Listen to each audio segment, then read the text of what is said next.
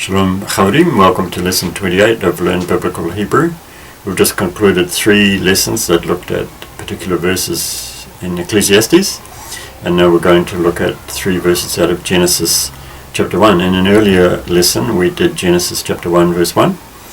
We're going to skip over verse 2 and we're going to go into verse 3, that's lesson 28, verse 4, lesson 29, and verse 5, lesson 30. So we're going to do 3 verses in sequence taken out of Genesis chapter 1.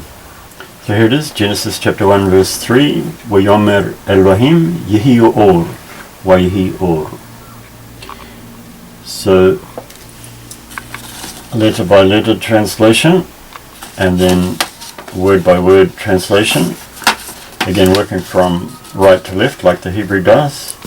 And says God, be light, and is light. So finally we meet the word be. In many verses that we've had before, we've had to supply that in English, but the Hebrew didn't use it. In English we really need to specify it just about every time, but in Hebrew, as in some other languages, it is often omitted. It has various forms in Hebrew, but still it's quite regular compared to, if you think about all the different forms of the verb in English. We have is, was, were, will be, let there be, as here. So here we meet it.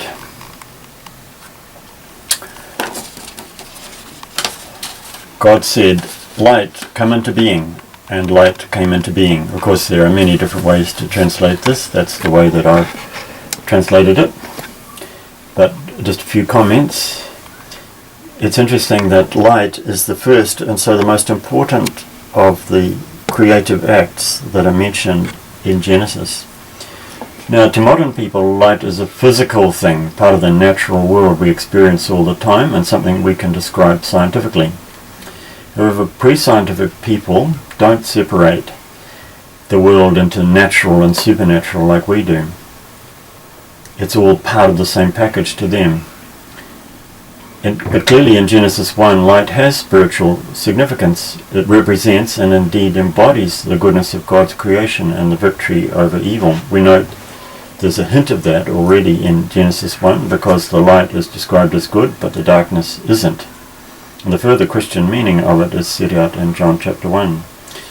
But the interesting point is that we modern secular Western people misread this verse because we're trained to think in categories whereby we separate out the supernatural from the natural. And light we generally just take in a natural sense. The thing that gives us light comes from the sun, gives us light and warmth. It's just a physical phenomenon that we describe scientifically. But the Bible doesn't separate out supernatural elements like that. And in the Bible, the word light is commonly used in a much fuller meaning. The goodness of God's creation and the victory over evil.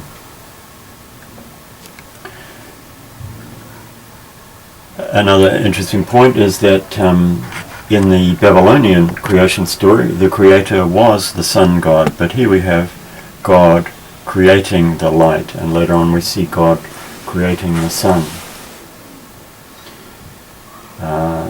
Let there be light is a traditional translation, but I've translated it light come into being. Let there be light is a little bit formal.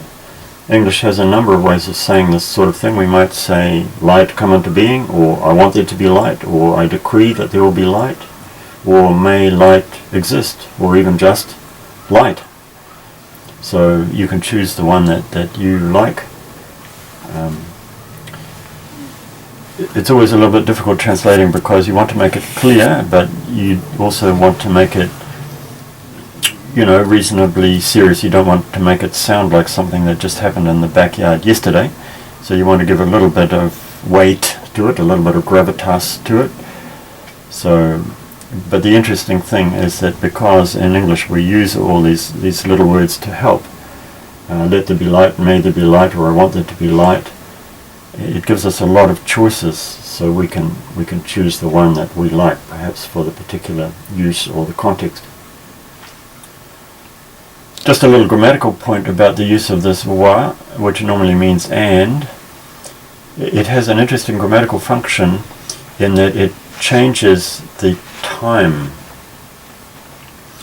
So this word by itself, yomer, normally means something in the present or in the future. That's why I translated here says. But when it's got this, it's changed into the past. It changes what follows into the other tense. Well, it's not really a tense. It's grammatically called an aspect. It's not really dealing with the time, but it's dealing with the kind of action. Is it ongoing, future, or is it completed? So that's why it's sometimes called perfect and imperfect. Imperfect meaning present, current, or not, or future, and perfect meaning completed. Is it completed something in the past? So the and has changed this, the says, into said, and the yahi, here it means let there be, but here it's been converted by this into past, was, it happened.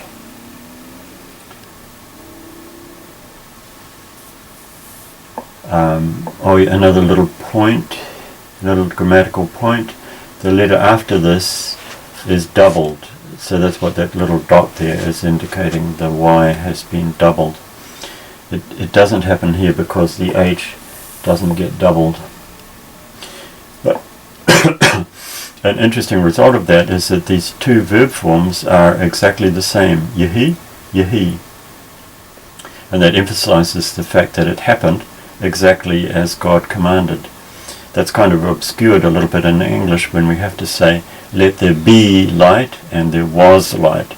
We have to choose an entirely different form of the verb. It is the same verb, but the fact that the form is entirely different has lost a little bit of the emphasis here on the fact that it happened exactly as God commanded, which is shown by exactly the same verb form being used. Note the simplicity of this statement. We could say the magnificent simplicity. And note also the repeated letters, part of the literary style, and particularly this letter known as Aleph, the first letter of the Hebrew alphabet. The M, notice how it has a different form in the middle of the word to the end of the word. What other letters are there? The R is also repeated, and some of the vowels are repeated. That's all part of the literary style of the verse. And again, when we're translating into another language, we're concentrating on getting the meaning first and foremost, and the literary style is perhaps a secondary consideration, and so rather difficult to maintain. But here we are, these magnificent simple words, and it's great to have the chance to learn them in the original Hebrew that they were written in, which we can return to after our perhaps somewhat feeble attempts to translate it into English. Wayomer Elohim Yehi Or, Wayehi Or.